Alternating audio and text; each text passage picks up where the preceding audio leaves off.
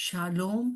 Shalom और shalom, प्रभु यीशु की शांति जो समझ से बाहर है हमारे जीवनों में बनी रहे।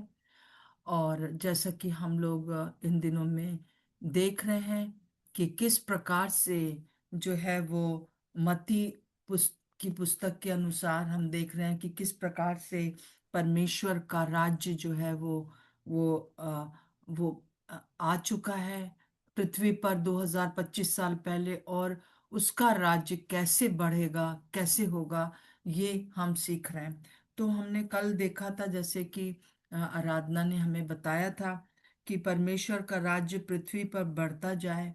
कल हमने देखा था कैसे कि मती और उसका 9 का 9 से 13 में कि हमें हमें भी प्रभु के समान हर प्रकार के पापियों और समाज के ठुकराए हुए लोगों के साथ संबंध रखना है, और जिससे उनके बीच में भी सुसमाचार फैल सके, वो भी परमेश्वर के राज्य में शामिल हो जाएं। क्योंकि हमने देखा था कैसे जब मती को जो कि चुंगी लेने वाला था, प्रभु यीशु मसीह ने बुलाया। और उसके घर में एक बहुत बड़ा भोजन हो रहा था। तो सब लोग बोलने लगे, ये कैसा है कि जो कि पापियों के साथ और चुंगी लेने वालों के साथ बैठता है। तब प्रभु यीशु मसीह ने कहा था कि जो जो जो वैध है वो इसी प्रकार से है जो कि बीमारों के लिए है, पापियों के लिए मैं आया हूँ। जो ऑलरेडी अपने आप को धार्मिक समझते हैं उनके लिए मैं नहीं आया हूँ। सो हम देखते हैं इस प्रकार से कि परमेश्वर का राज्य पृथ्वी पर कैसे बढ़े, वो हम आज और ज्यादा हम देखना चाहते हैं। और प्रभु यीशु मसीह से हम इस बात को देखेंगे। आइए 1 मिनट के लिए हम अपनी आंखों को बंद करेंगे और हम प्रभु यीशु मसीह से प्रार्थना करेंगे। प्रभु यीशु मसीह, पवित्र आत्मा, हम अपने आप को आपके अधीन करते हैं। आज सुबह पे प्रभु हम आपकी आराधना करते हैं, हम आपकी प्रशंसा करते हैं, क्योंकि आप जो है हमको नई सृष्टि बना देते हैं। आपने हमको नई सृष्टि करके रच दिया है। आपका धन्यवाद हो। Thank you Jesus. यीशु के नाम से मांगते हैं, आमीन। तो हम देखते हैं कि किस प्रकार से कोई भी जन पढ़ दीजिए मेहरबानी से। मत्ती 9 का 14 से 17 यहाँ पर क्या हुआ है, कोई भी पढ़ दीजिए। मत्ती 9 का 14 से 17। और मैं चाहती हूँ कि अगर आप रोशनी में बैठे हैं तो आप बाइबल निकाल सकते हैं। जी हाँ, पढ़िए। तब यूहन्ना के चेलों ने उसके पास आकर कहा, क्या कारण है कि हम और फरीसी इतना उपवास करते हैं, पर तेरे चेले उपवास नहीं करते? यीशु ने उनसे कहा, क्या बराती जब तक दूल्हा उनके साथ है शोक कर सकते हैं? पर वे दिन आएंगे जब दूल्हा उनसे अलग किया जाएगा, उस समय वे उपवास करेंगे। कोरे कपड़े का पेवन पुराने वस्त्र पर कोई नहीं लगाता, क्योंकि वो पेवन उस वस्त्र से कुछ और खींच लेता है और वो अधिक फट जाता है। और लोग नया दाखरस पुरानी मशकों में नहीं भरते हैं, क्योंकि ऐसा करने से मशकें फट जाती हैं और दाखरस बह जाता है और मशकें नष्ट हो जाती हैं। परंतु नया दाखरस नई मशकों में भरते हैं और वे दोनों बचे रहते हैं। जी हाँ। तो जैसे कि यहाँ पर जो है यूहन्ना के चेले हैं, यूहन्ना बपतिस्मा देने वाले के चेले हैं, और वो यीशु मसीह के पास आए हैं। और वो पूछ रहे हैं कि क्या कारण है कि हम जो यूहन्ना के चेले हैं और जो हम यहूदी जो जो लोग हैं, सदुकी हैं, फरीसी हैं, वो सब उपवास रखते, तेरे चेले क्यों उपवास नहीं रखते हैं? ये प्रश्न उनका जो था वो फरीसियों के समान नहीं था कि वो उसको जांचना चाहते थे या उसको जो है नीचा दिखाना चाहते थे। ऐसा नहीं था, पर वो सचमुच में जानना चाहते थे कि यीशु मसीह क्या कारण है कि आपके चेले और आप उपवास नहीं रखते हो और हम लोग सब उपवास रखते हैं। क्योंकि ये एक उपवास रखना एक रीति रिवाज था। हफ्ते में 2 बार तो उनको उपवास रखना चाहिए था, ये एक व्यवस्था थी। और इसलिए तुम लोग उस व्यवस्था को तुम क्यों नहीं मानते हो? क्योंकि हर समय आप अगर देखेंगे चारों सुसमाचार में कि यीशु मसीह को पर यही इल्जाम लगाया जाता था कि ये व्यवस्था का पालन क्यों नहीं करता है, कि क्यों मरीजों को जो है वो सबत के दिन क्यों सैटरडे को क्यों चंगा करता है। नहीं करना चाहिए इसको। तो हर बार प्रभु यीशु मसीह उनको बता रहे थे कि वो अम, अ, व्यवस्था को लोप करने नहीं आए हैं, परंतु व्यवस्था को पूरा बताने आए हैं। पूरा क्या है वो बताने आए हैं। और बहुत सुंदर तरीके से हम इन बातों को देखते हैं। अब उपवास के बारे में भी जो उन लोग का चेलों का एक प्रश्न था, तो प्रभु यीशु मसीह ने उनको कहा कि पहली बात तो ये है कि जब जब तक दूल्हा, मतलब बारात में हम लोग हैं, हम लोग जश्न मना रहे हैं, हम लोग परमेश्वर की मतलब कि हम लोग एक उत्सव मना रहे हैं।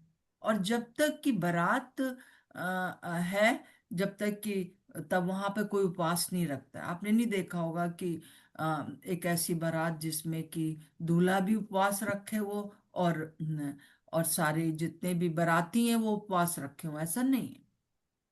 परंतु वो जबकि दुल्हन के घर में है, तो दुल्हन के घर वालों ने जो है वो जश्न मनाते हैं। वो जो है एक तरह का उत्सव मना रहे हैं। परंतु हाँ, एक दिन आएगा कि दूल्हा जो है वो चला जाएगा। यीशु मसीह कह रहे हैं कि एक दिन आने वाला है जब मैं चला जाऊंगा, और और फिर दोबारा आने तक ये लोग उपवास रखेंगे। मतलब कलीसिया, कलीसिया जो है वो दुल्हन है। और प्रभु यही कह रहे कलीसिया को कि ये लोग जो है उपवास रखेंगे तब। और ये बात सच है कि हम लोग जो है वो उपवास रख रहे हैं। हम लोग अभी उपवास रखते हैं, परंतु उस समय जब तक यीशु मसीह था उन लोग के साथ 3.5 साल तक, तब तक उन्होंने नहीं उपवास रखा था। तो प्रभु यीशु मसीह, और ना वो खुद रखता था, और हम देखते हैं कि ना ना कोई चेले रखते थे उपवास। परंतु ये जो कि हर समय व्यवस्था के पीछे लगे रहते थे, तो वो उसको ये समझाना चाह रहे हैं। अब प्रभु यीशु मसीह अपनी इसी बात को जो है वो आगे बताएंगे कि कि क्यों दो उदाहरण देके कि क्यों प्रभु उपवास नहीं रखता है, और क्या नए नए नई वाचा में और पुरानी वाचा में क्या क्या अंतर है। तो प्रभु कह रहा है कि मैं दूल्हा हूं, मैं बारात में आया हूं, मैं बाराती हूँ, हम सब बाराती हैं। तो जब हम बाराती हैं तो हम खाए पिएंगे, जश्न मनाएंगे। अभी हमको जरूरत नहीं है। बहन मरियम, आप अपना म्यूट कर लीजिए। जी हाँ, तो वो उससे कुछ कुछ प्रॉब्लम हो रही है। तो हाँ, थैंक यू। अब दूल्हा हमारे बीच में नहीं है तो हम लोग उपवास रखते हैं। उपवास हम क्यों रखते हैं? अब हम इस बात को पहले देख लेते हैं कि उपवास हम इसलिए रखते हैं। हम उस समय जो रीति रिवाज था उसके अनुसार उपवास नहीं रखते हैं। वो लोग अपने ऊपर धूल डाल लेते थे, मिट और विलाप करते थे, और पश्चाताप करते थे। बहुत सी चीजें वो लोग करते थे पुराने नियम में, और आज भी यहूदी लोग उस प्रकार का उपवास रखते हैं।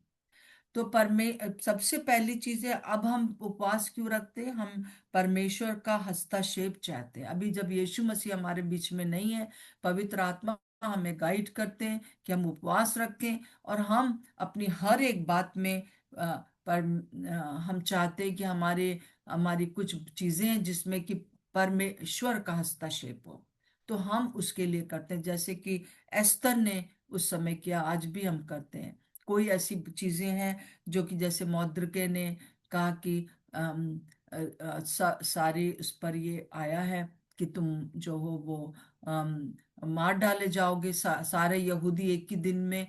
तब वो कहती है कि मैं राजा के इच्छा के खिलाफ जाऊंगी, पर तुम सबके सब उपवास रखो। तो पूरा जाति ने उपवास रखा उस समय।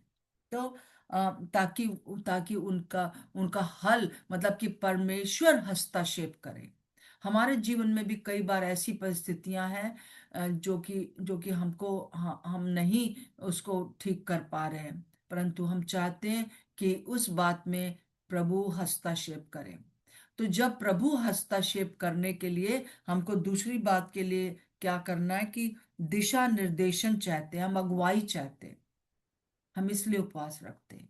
कोई ऐसी चीज है जो कि हम हमारी बातों से एकदम अलग है, और हम जो है वो हम नहीं कर पा रहे, तो क्या होता है कि हमें जो है दूसरा इतिहास, और जैसे 20 में हम देखते हैं यहोशापात को 3 आर्मीज ने घेर लिया था, तीनों तरफ से लगातार जो 3 उनके दुश्मन थे, उन हथियार बंद थे, बहुत बड़ी सेना थी चली आ रही थी। यहोशापात के पास उतना कुछ भी नहीं था, उसके मतलब कि इतनी आर्मी नहीं थी, इतनी बड़ी सेना नहीं थी। तब उसने क्या किया, उसने परमेश्वर से उपवास के सामने उपवास उपासना करके वो बैठ गए हैकल में, मंदिर में, और प्रभु की अगुवाई चाहने लगे। हमारे जीवन में भी इसी प्रकार से है। कई दफा दुश्मन इस प्रकार से आता है, हमको समझ नहीं आता है कि हम क्या करें। क्या दूसरी आर्मी को बुला लें, या हम पैसा भेजकर किसी को कहें कि हमारी तरफ से लड़ो। परंतु जब उन लोगों ने प्रार्थना के लिए परमेश्वर को जानने का कोशिश किया, तो परमेश्वर ने उनको बहुत अद्भुत रीति से एक व्यक्ति के द्वारा बताया, अगुवाई की, कि तुमको क्या करना है, तुमको आराधना करनी है। और उन्होंने जब आराधना किया तो बड़ी आसानी से उनको लड़ना भी नहीं पड़ा। 4 दिन तक वो उन्हीं लोग को लूटते रहे, क्योंकि वो लोग सब मर चुके थे, भाग चुके थे। तो हम देखते हैं कि इस प्रकार से आज हम उपवास रखते हैं। फिर इस उपवास में एक समर्पण और गंभीरता को हम दिखाते हैं, जैसे कि प्रेरितों के काम उसका 13 का हम 3 में देखते हैं कि, और दूसरे बरनबास और पौलुस के लिए परमेश्वर को, वो लोग सिर्फ अपने आप को समर्पण करने के लिए प्रभु के सामने इकट्ठा हुए थे, उपवास और उपासना कर रहे थे चेले।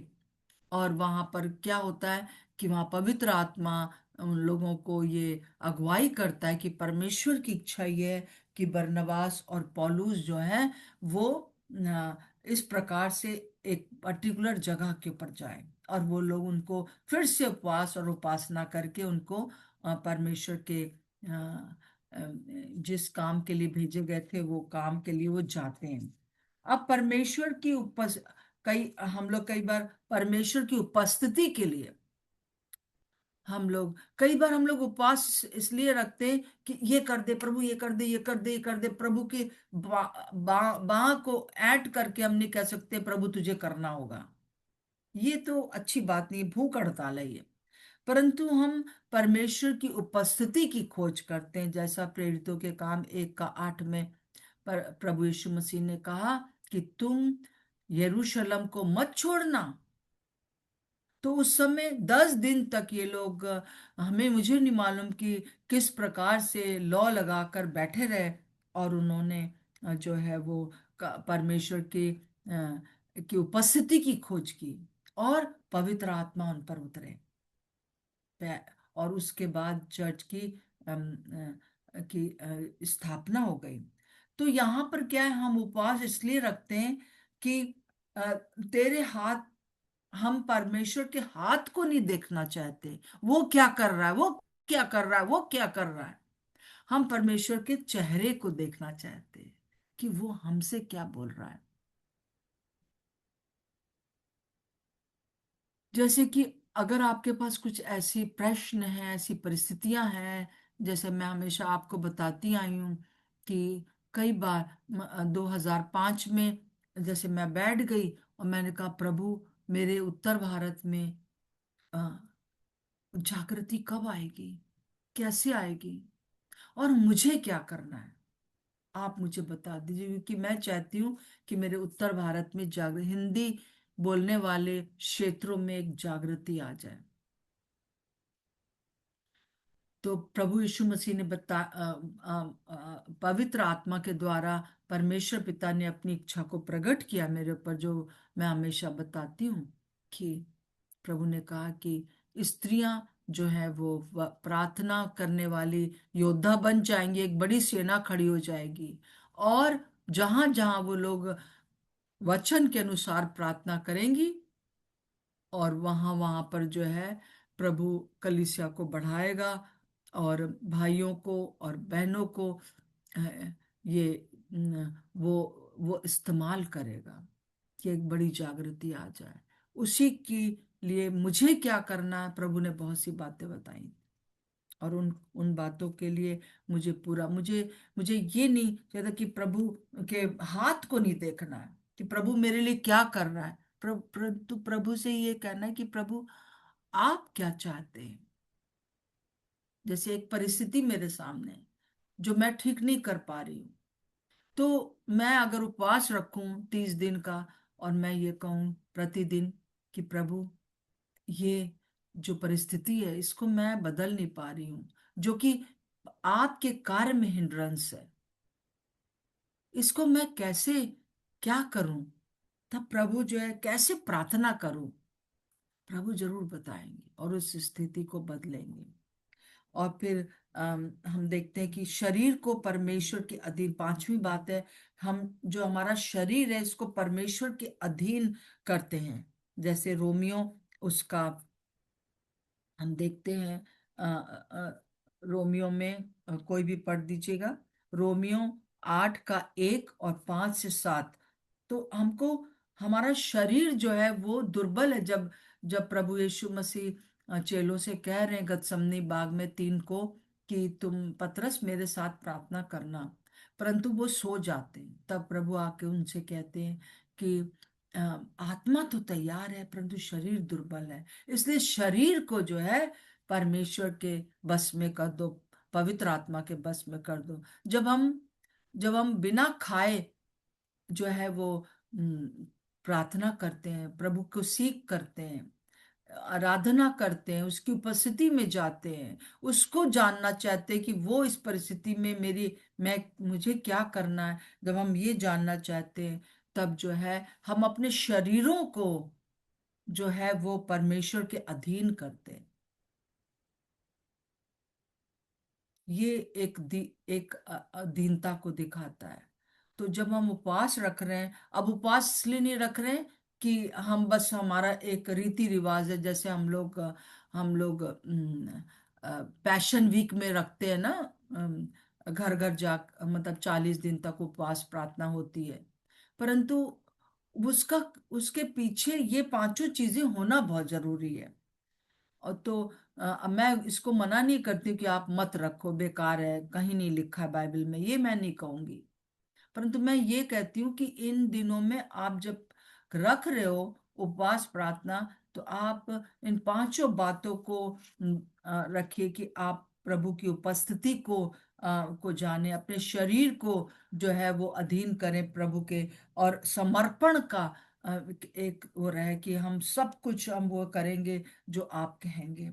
और फिर हमको अगुवाई चाहिए कि इस बात के लिए, और हमको हस्तक्षेप चाहिए परमेश्वर का, इस बात में हस्तक्षेप चाहिए। जैसे उत्तर भारत में अगर जागृति आनी है तो प्रभु आपका हस्तक्षेप चाहिए।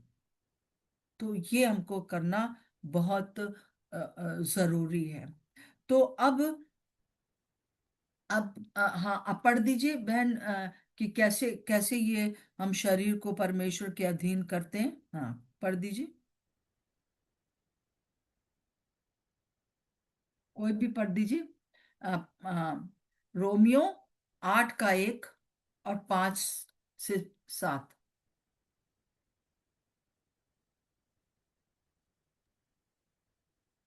अतः अब जो मसीह यीशु में हैं, हम्म। उन पर दंड की आज्ञा नहीं, क्योंकि वे शरीर के अनुसार नहीं, वरन आत्मा के अनुसार चलते हैं।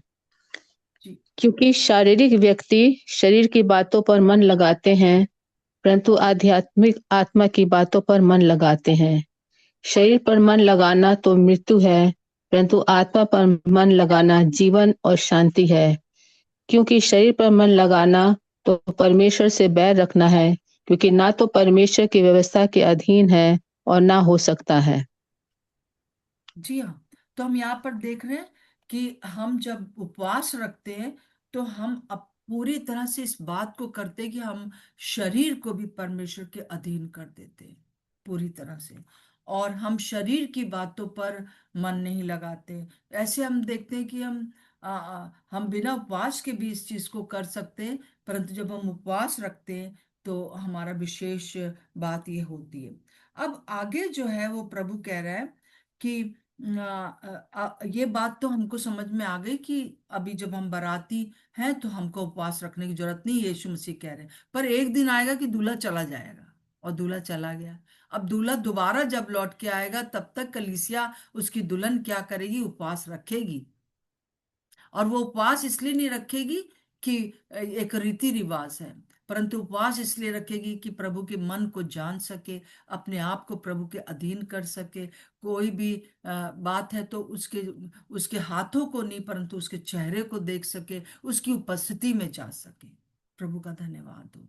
परंतु अब प्रभु उसको कह रहे हैं कि जो पुराने, जैसे कि अभी तक हम देखते आ रहे हैं कि प्रभु ने कहा कि तुम्हारी धार्मिकता फरीसियों से की धार्मिकता से बढ़कर नहीं है, तो तुम स्वर्ग के राज्य में प्रवेश नहीं कर सकते हो।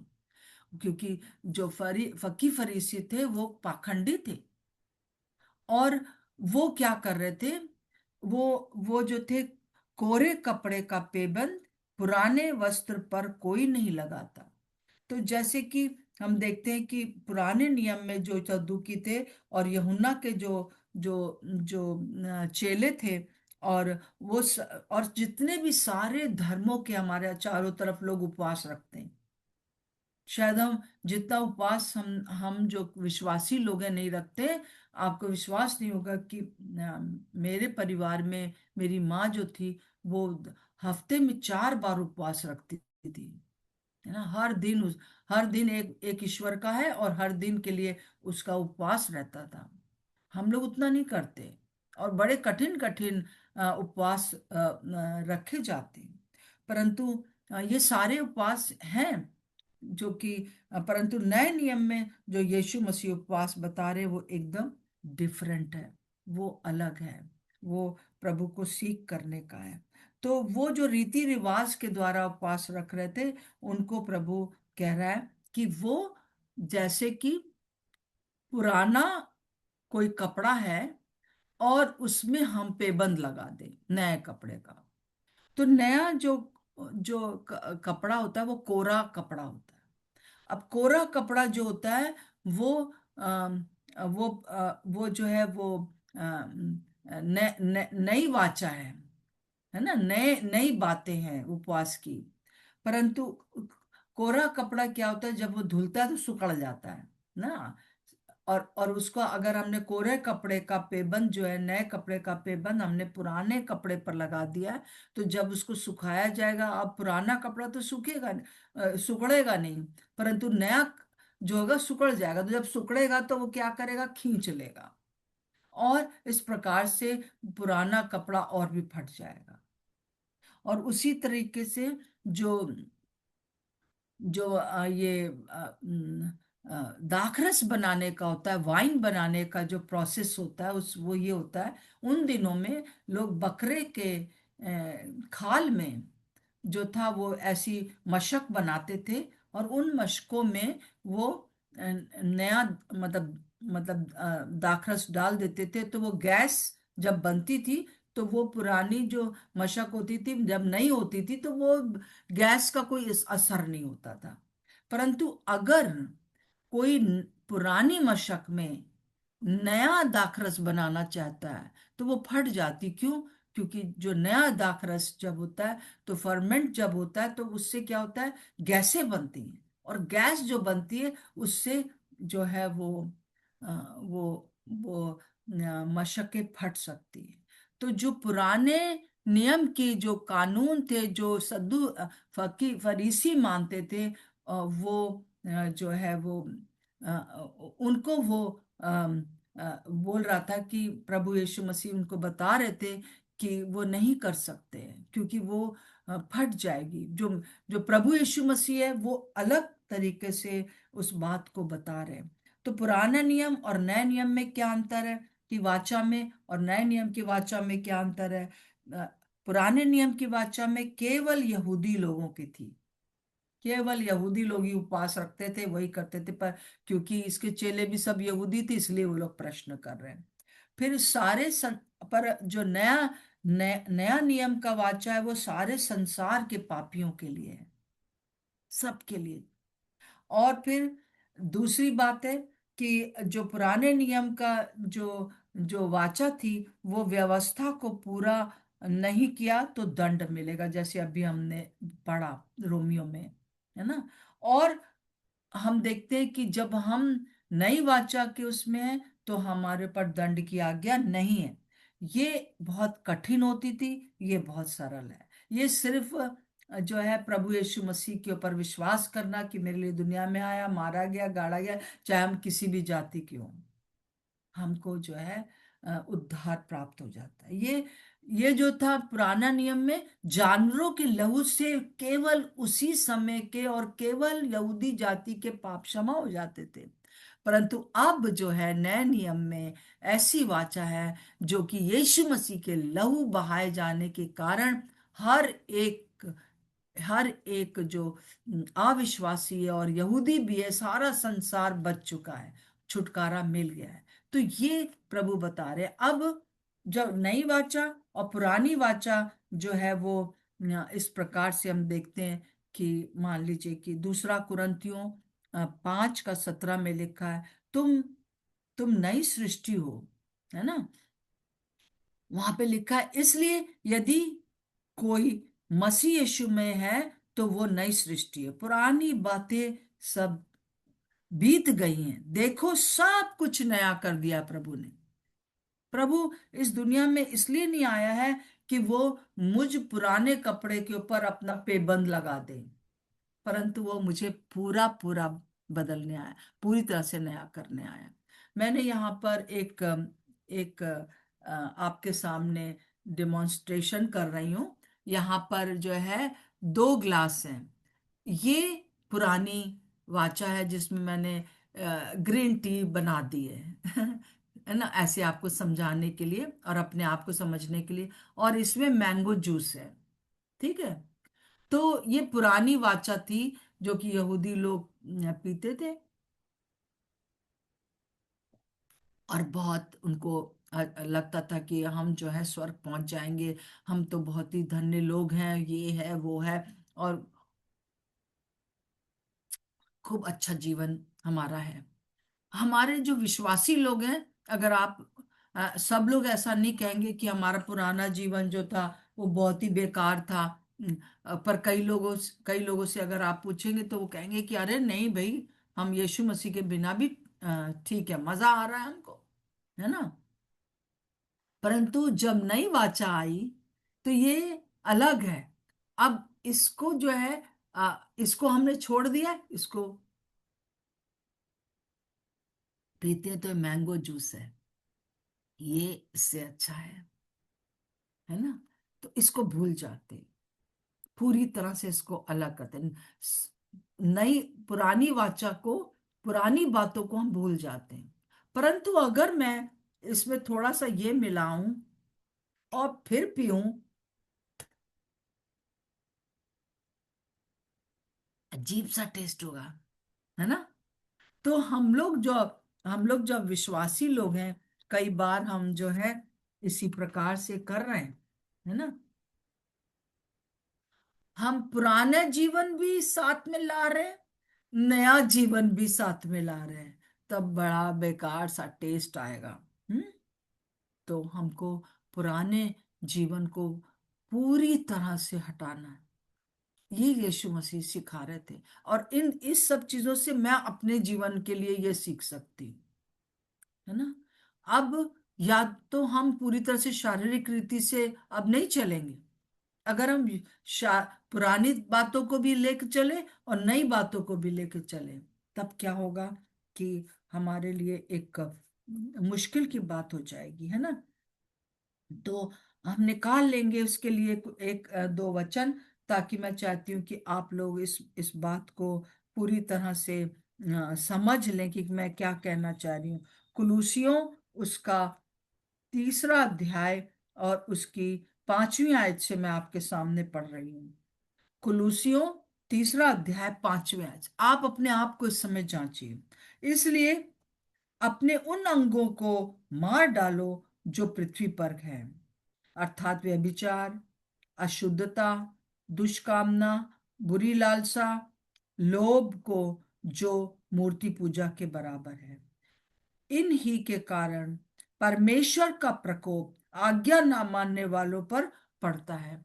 हम परमेश्वर के राज्य को जो स्थापित करने वाले इस दुनिया में है, मेरे जीवन के द्वारा, आपके जीवन के द्वारा परमेश्वर का राज्य आना है। परंतु अगर हम दोनों चीजों को मिक्स करके अभी भी चल रहे हैं तो बहुत मुश्किल है। 7वां पद, और तुम भी जब इन बुराइयों में जीवन बिताते थे तो उन्हीं के अनुसार चलते थे। पहले करते थे तुम, पर अब तुम भी इन सब को, अर्थात क्रोध, रोष, वैर भाव, निंदा, मुंह से गालियां बकना, ये सब बातें छोड़ दो।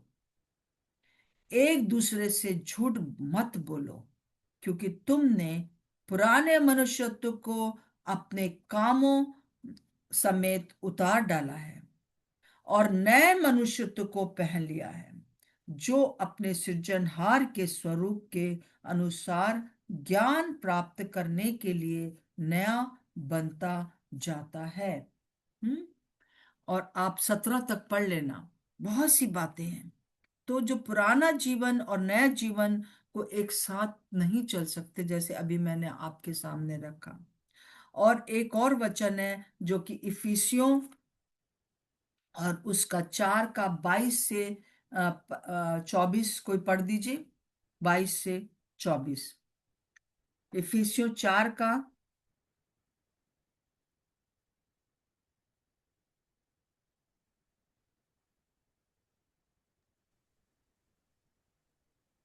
कि तुम पहले चाल चलन के पुराने मनुष्यत्व को, जो भरमाने वाली अभिलाषाओं के अनुसार भ्रष्ट होता था, उतार डालो और अपने मन के आत्मिक स्वभाव में नए बनते जाओ और नए मनुष्यत्व को पहन लो, जो परमेश्वर के अनुरूप सत्य की धार्मिकता और पवित्रता में सृजा गया है। सो आज हम दो बातों को हम यहाँ पर देख रहे हैं। एक तो ये कि हम उपवास हमको रखना है। उपवास में हम 5 बातों को हमने देखा है, और जब कभी भी आप उपवास रखो, इन 5 बातों को जरूर ध्यान दो।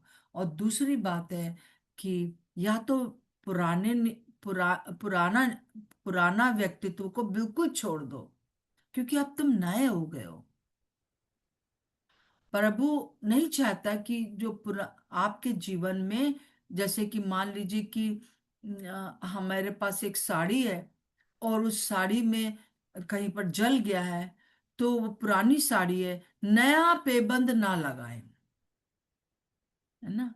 पूरी साड़ी को प्रभु बदल देता है, पूरी साड़ी को।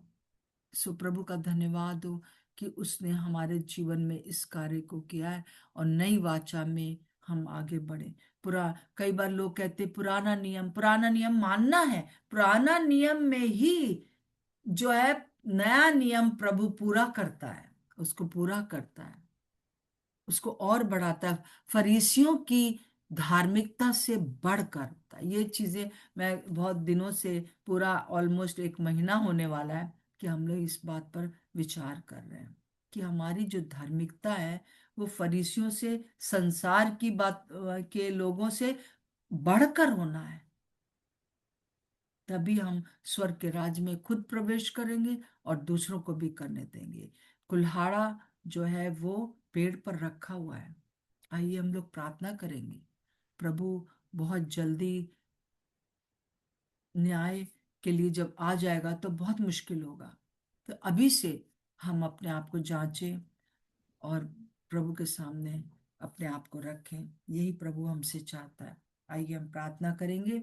हालेलुया। प्रभु आपका धन्यवाद हो, आपकी स्तुति हो। बहन सविता, मैं पहले प्रार्थना कर रही हूँ। सविता बहन, आप सविता टोपो, आप इसके बाद इन्हीं वचनों को लेकर हम सबके लिए भी प्रार्थना करें। प्रभु यीशु मसीह, मैं इस समय आपके पास आती हूँ, और मैं अपने सारे लोगों को जो मेरे साथ अभी सुबह जुड़े हुए हैं प्रार्थना करती हूँ, समर्पित करती हूँ पिता परमेश्वर, कि उन सारी जो रीति रिवाज है ईसाइयों के, उस सब को छोड़कर प्रभु जी हम नई वाचा में आगे बढ़ते चले जाएं। हर रोज हम आपके वचन के अनुसार आगे बढ़ सके। प्रभु, आप ये नहीं कहते हैं कि पुरानी व्यवस्था बिल्कुल खत्म हो गई है, परंतु उस व्यवस्था में आपने उसको पूर्ण किया है, और वो हमको केवल अनुग्रह के द्वारा हम उसे रिसीव कर सकते हैं। हम हमें हर दिन, क्योंकि हम व्यवस्था को पालन नहीं कर पा रहे, परंतु प्रभु हर दिन हम पवित्र आत्मा आपकी सहायता चाहते हैं। आप हमारी सहायता करें, यीशु मसीह के नाम से मांगते हैं, आमीन। बहन सविता। आइए हम लोग प्रार्थना करेंगे। हालेलुया। धन्यवाद धन्यवाद धन्यवाद जीवित परमेश्वर, हम आपका धन्यवाद करते हैं प्रभु। और हम मिट नहीं गए, ये आपकी महाकरुणा का फल है। प्रतिभोर आपकी करुणा हम हर एक के लिए नई होती जाती है। प्रभु जी, हम आपका धन्यवाद देते हैं कि आज बहन ने जो सुबह सुबह परमेश्वर के वचन की घोषणा की, उपवास के विषय में प्रभु जी हम हर एक की आंखों को खोला। प्रभु, हम आपका धन्यवाद करते हैं प्रभु जी। और पिता परमेश्वर, आप हमारी दिशा और दशा को बदलने वाले परमेश्वर है प्रभु, इसके लिए हम आपका धन्यवाद देते हैं प्रभु जी। होने दे प्रभु कि हम आपकी दिशा निर्देशन को प्राप्त करने के लिए उपवास करें प्रभु जी। समर्पण के लिए प्रभु जी हम उपवास करें प्रभु जी। परमेश्वर पिता, हम आपकी उपस्थिति के लिए उपवास करें प्रभु जी। हाँ पिता, हम आपकी अधीनता को प्रभु जी अपने जीवन में लागू करने के लिए उपवास करें प्रभु जी। हम आपका धन्यवाद करते हैं प्रभु कि आप हमारे जीवन में आज हस्तक्षेप करना चाहते हैं प्रभु। हम आपका धन्यवाद देते हैं प्रभु जी। और जितनी बहन ने प्रभु जी आज अपने वचन की घोषणा की है प्रभु जी, जो 2 कुरिन्थी 5 उसका 17 के अनुसार कि पुरानी बातें बीत गई, देखो सब कुछ नया हो गया। हाँ दयालु महान परमेश्वर पिता, हम आपका धन्यवाद करते हैं प्रभु जी।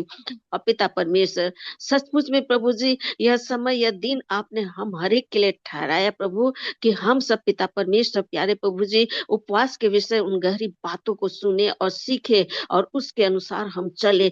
क्योंकि वचन कहता है कि तुम सिर्फ सुनने वाले ही नहीं बल्कि उसके अनुसार चलने वाले भी बनो। हाँ दयालु महान परमेश्वर पिता, सारी बातों के लिए हम आपका धन्यवाद करते हैं प्रभु जी। और पिता, मैं विशेष करके आज आपका धन्यवाद देती हूँ कि आज जो पिता परमेश्वर प्यारे प्रभु जी हमने उपवास के दिन को ठहराया है, नई बल नई शक्ति को प्रभु जी सुबह प्राप्त किया, इसके लिए मैं आपका धन्यवाद करती हूँ। सारी महिमा आदर आपको देते हुए इस प्रार्थना को अपने जीवित उद्धार करता प्रभु यीशु मसीह के मधुर मीठे नाम से मांगते हैं, सुनिए और दया से स्वर्ग के राज्य में ग्रहण कीजिए। आमीन आमीन। आमीन आमीन। थैंक यू बहन, थैंक यू। हम धन्यवाद देते हैं कि आज फ्राइडे हो गया है, और कल कल अब सैटरडे होगा। बहुत जल्दी दिन बीत रहा है ना, ये महीना इतनी जल्दी बीत गया, इतनी ये साल बहुत जल्दी बीत गया, और बहुत जल्दी जो है हम लोग आगे बढ़ते चले जाए। समय जो है वो किसी का इंतजार नहीं करता। वक्त गया जो प्यारो वापस फिर नहीं आता ना। अभी है मौका, अभी है मौका कि हम आगे बढ़ जाएं प्रभु में। जो प्रभु कह रहा है प्रतिदिन उसको हम करते रहें, और फिर हम देखेंगे कल जो है हमारे पास हम लोग 29 है, तो कल दोपहर में 2 बजे हम लोग मिलेंगे। और प्रभु के प्रार्थना के साथ आइए। प्रभु हमारे हमारे हमसे हमारे ऊपर हमारी तरफ दृष्टि लगाए हुए है कि कब मेरी बेटी, कब मेरा बेटा मेरी बात को समझ पाएगा। प्रभु का धन्यवाद हो इन बातों के लिए। और प्रार्थना हमारे लिए भी करते रहे, खास तौर से जो ये व्हाट्सएप की प्रॉब्लम चल रही है, जो लोगों को कई बार लिंक नहीं जोड़ पाते हैं, वो सब चीज़ें चल रही हैं और बहुत सी चीज़ें हो रही हैं। जो कि आत्मिक जगत में बड़ी खलबली हो जाती है जब हम लोग सब मिलकर कोई सही बात को सुनते हैं। तो तो खलबली हो जाती है। इसलिए मेरे साथ मिलकर मेरे लिए भी प्रार्थना करें, और ये मेरे बेटे अर्पण के लिए और मेरे हस्बैंड के लिए और मेरे पूरे परिवार के लिए प्रार्थना करें कि हम लोग जो कुछ भी इन अंतिम दिनों में करते हैं उसके द्वारा परमेश्वर का राज्य स्थापित हो जाए। बस यही चाहिए। ओके, सबको जय मसीह की। जय मसीह। सभी जय बच्चों को मसीह जी आंटी जय जी। मसीह की। जय मसीह की दीदी, जय मसीह जय की मसीह की दीदी, सब। जय मसीह की जय सबको, मसीह की जय दीदी, मसीह की जय सबको। मसीह की दीदी। जय मसीह की। जय मसीह बहुत सभी को जय मसीह की। जय मसीह की दीदी, जय सबको मसीह। जय मसीह। शालोम, शालोम और शालोम।